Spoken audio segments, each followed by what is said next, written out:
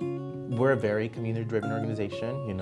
Our agenda is basically set by the community. When we advocate for certain things to happen, along the river or, in the neighborhoods that are affected, we're basically just amplifying the voice of those affected communities. It's not our agenda, it's the community's agenda that we're just making sure that decision makers, elected officials, and everyone that will listen actually listens to. The way in which we normally speak about the river, it's about how it is a story of hope.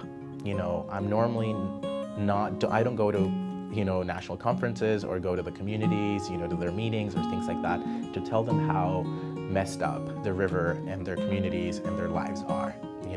I'm there to tell, how they can make change and how people have been effecting change for more than a century. Finally, even though these communities have been yelling sometimes, shouting for attention, and telling people, there's environmental justice issues, there are inequity issues here, they have been ignored for decades, if not centuries.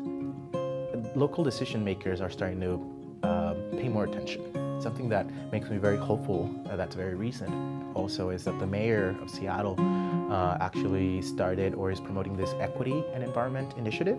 That's a first kind in the nation, and I think that will actually bring more equity and promote more equity in everything that's being done within the city of Seattle. And that's exactly what we need. We want to address the environmental injustice issues, that people live with on a daily basis in the Duwamish Valley, and we need to promote more equity because this is the place that made the city of Seattle the city that it is today, one of the most, if not the most affluent in the Pacific Northwest, and everything has been done on the backs of the river, and that's the past.